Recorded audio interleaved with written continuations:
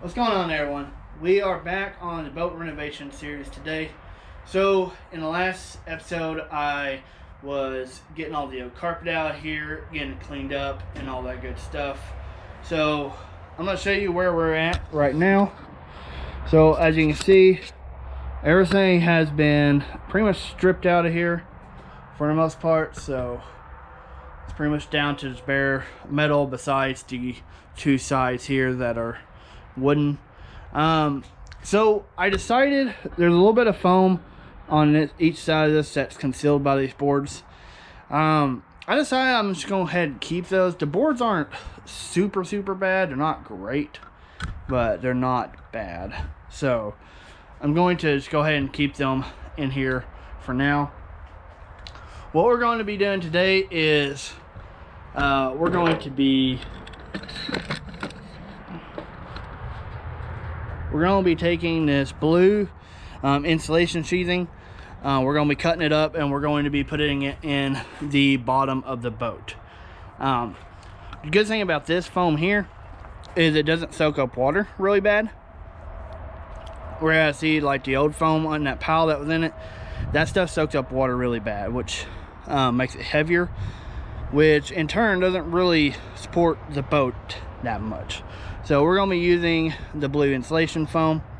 This has a 1-inch thickness to it, which is lovely, let me add, because the fun part is, see all like the little spaces in between the ridges?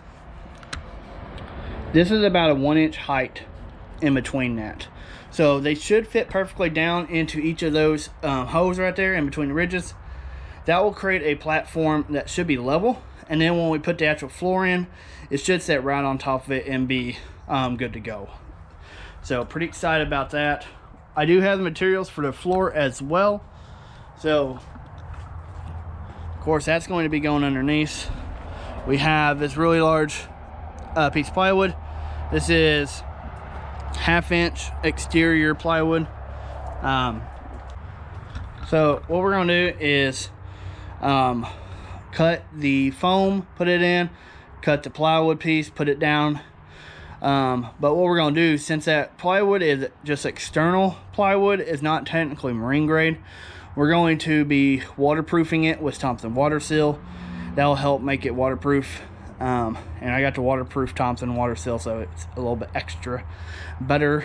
And then what we're going to be, so I decided to do something a little different. So normally you attach the floor directly to the aluminum boat using like rivets and something like that. Well, I'm not exactly your carpenter or builder or someone who knows how to do any of that. So the old floor was actually just screwed in to the aluminum, but I want to avoid that because I don't want screws sticking up, because the heads are going to be sticking up out of the floor, and that, to me, it's just going to make the carpet uneven. It's going to make it uncomfortable to walk on. So I don't want to do that. So my thoughts is I'm actually going to take these large L brackets here. So each of the sides here are actually wood, which means I'm going to take these L brackets and attach them periodically around the edges. And then I'm going to use these sharp point latch screws, since they have like a flat head to them, to actually screw those in and hold this in. That'll create less of a bumpiness and stuff like that. Honestly, I'm not an expert in any of this, so I honestly don't know like how well it's going to work.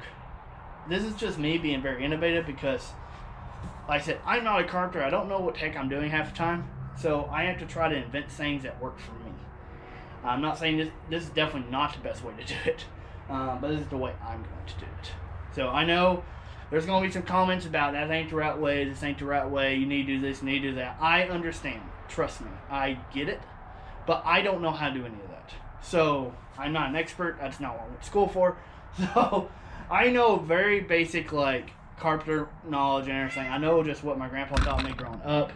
So I know what I know, and I'm going to do what I can to try to make this work as best as I can. So we'll see what happens. I hope you keep following along on the journey here. So, but let's get started on getting this foam cut and get it put in the boat. So the beautiful thing about cutting this foam is it is perfectly 36 inches across there for the most part. So this makes cutting this quite a bit easier. So, alright. So like I said, I've already done the measurements for this. So, sorry I didn't include that in the video. I was actually doing it earlier. So, but we're gonna get this started. So here's my measurements.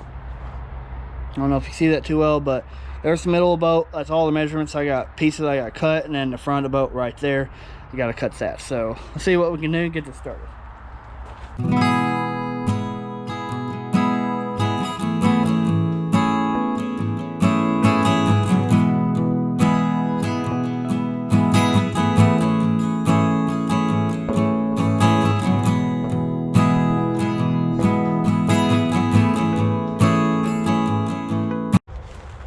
Alright, got the first piece. Let's go see how it fits.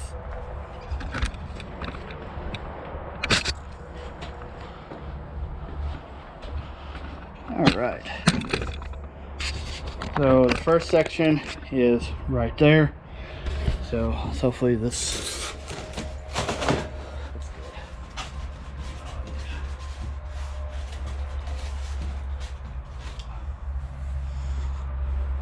like a glove, like a glove.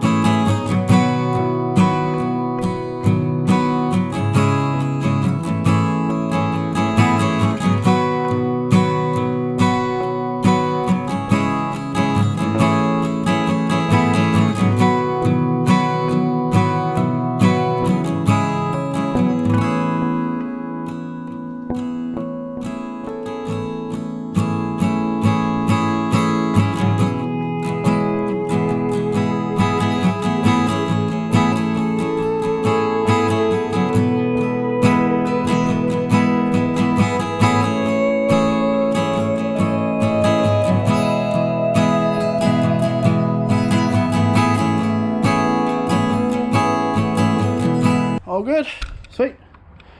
We got the middle insulation is done. Whew. That was some busy work there.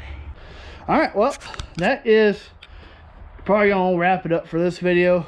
So we got all the foam insulation down in the bottom of the boat. So now we're ready to get the floor cut and go from there. So pretty excited about that. So that'll be fun, I think. Or nightmare, one of the two. Alright guys, so hope you enjoyed this portion of the boat restoration series. So we're taking it one step at a time, get it cleaned up, get the insulation foam down the bottom of it.